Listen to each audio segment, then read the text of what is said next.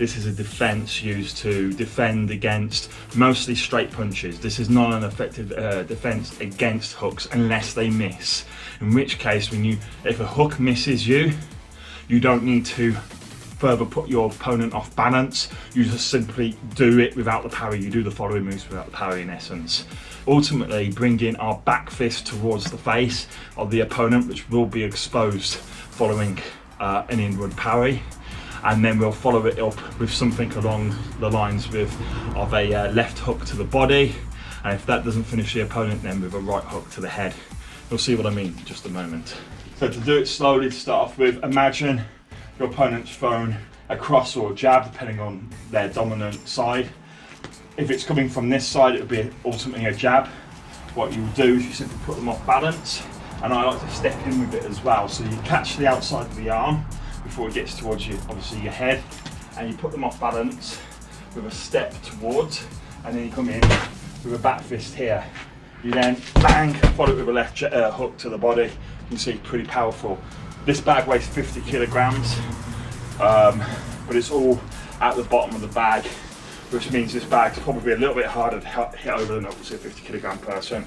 It really mimics the average weight of the average person. So again, we've come in with parry, bang, and even that can take them down, obviously, if you hit them hard enough. So you come in, bang, bang, and you come in. Okay?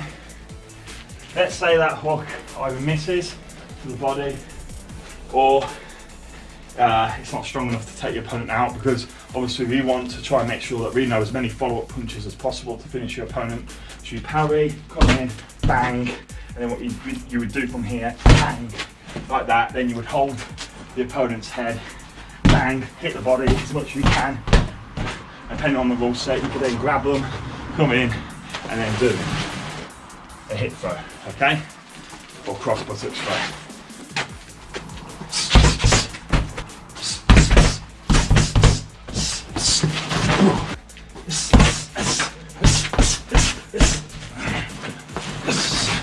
Now, another great defense against punches, and this is an easier defense system to employ, is the outward parry.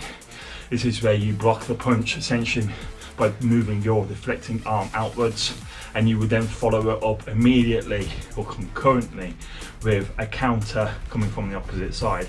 So for example, if you throw a left jab that's coming towards my right side of my body in essence, I would block it and I would follow it up with a jab and essentially try and make it one fluid motion. So it would be block, bang, and if it's on the other side, block, bang. So they're coming in together. The defensive punch of this normally goes towards your opponent's head. There is no issue throwing it towards the body, and you can change it according to range. So if you're close enough, there's no problems throwing an uppercut, for example, especially a body uppercut. That's great. So if the opponent was throwing a jab, it's coming from this side here, okay? What I would do is this is an over exaggeration, is I would block with this hand and follow it up with a jab. If I was blocking against a cross, I'd block it with my left hand and again bring this in. So it'll be more like something like that.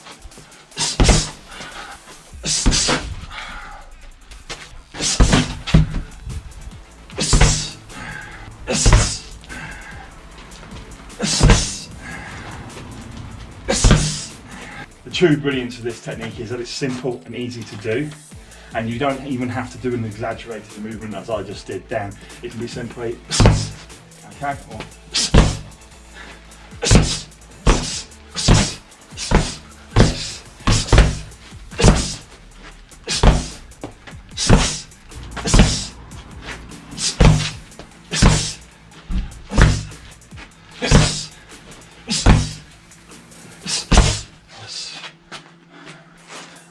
so notice, now that I'm starting to throw the defensive punch to more round up here, I'm aiming for ideally the pit of the stomach, which is where the ribs meet your tummy, to hit the solar plexus. What I'm trying to do here is when I make the parry, it's not as fluid a motion. Certainly when you're at range. If I was close, you're more likely going to have a hook thrown at you. If for some reason you're going to throw a jab or a cross, it's probably going to go over your shoulder anyway, so there's probably no need to do that. In which case, let's say I'll say jab, and that's when I'm throwing a jab. It's how you counter. Jab, bang, jab, bang, cross, bang, jab, cross. You don't need to parry it, but at a distance, it's much more important that you do, because up here, say if I'm firing across, it's easy to go over the top, okay? But if I'm at a distance, I'm going to have to, for a body hook, like body uppercut even, I'm going to have to close that distance.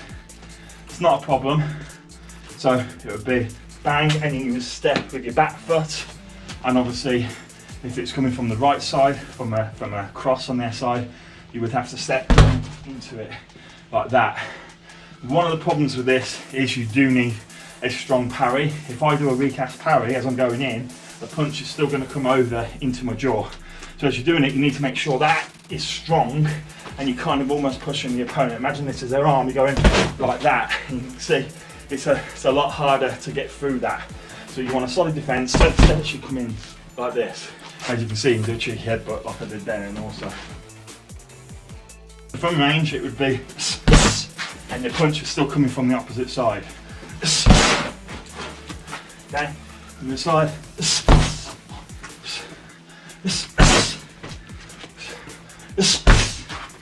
The good thing about this punch is it brings you in. So when you do an outer parry, a close range punch like that, you're already in. So you can come here for what would be a spleen shot.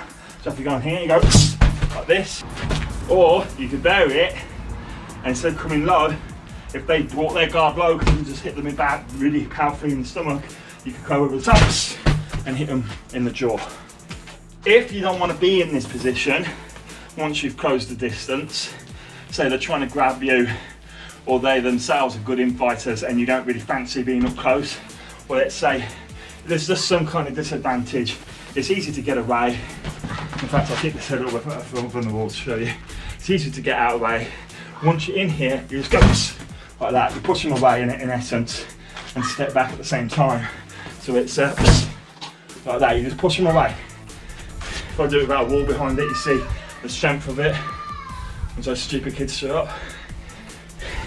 So it's like that. Now the push itself is essentially a triangle grip. You put your hands together and you can see how easy it goes, even without much effort. And you use the arms, but you must use the body also. You see how much more powerful it gets. The best place to place your hands, okay, here in the face, around the nose, you can imagine that's quite nasty, around the throat, or in the chest, in the centre of the chest, depending where, of course, they may have the hands. The one thing you must be aware of, as you do the push, they may grab onto your arm, so you want to try and do it somewhere where they can't really grab you. Another one, when you're up close, is you could just bring it in and try to go for the chantry. Now, in essence, you're probably going to end up with one hand on you and one hand on them, your backhand in this case, which was the hand left. So you've come in, bang, you grab the head, and if they're particularly good, they'll grab the back of your head. At that point, your left side's exposed to their right arm, and their left body is exposed. And so really it turns into a bit of a punch up at this point. Now, at this point, to try and even it out, so if you're not winning, to even it out, you need to get great control of the head. One of the things to do with this, you can't show on the bag, is essentially go straight for the face, thumbs in their eyes, make them think about something else. Once you've done that, so you go for the face, you start raking the ears, you go for the nose, pushing up into the nose, gouging the eyes, you do whatever you can. Then, once you've got them in a position of vulnerability, in essence, you can wrap your hand, your arm around their head. And if you notice, as soon as I did that, I brought my lead leg, my left leg, across them. So now, I've got a pivot point, and you can see how easy I can move that, without too much effort, over my leg. And this is the cross buttocks throw. And essentially it'd be more or a fluid motion, it would be like that, okay? Now, because this bag is so bottom heavy, all 50 kilograms of it is in the base, it's very hard to do a nice looking cross throw, but you can see how easy it is to bring an opponent down from that position. Once you're on the ground, okay, obviously, Bob's your uncle. Just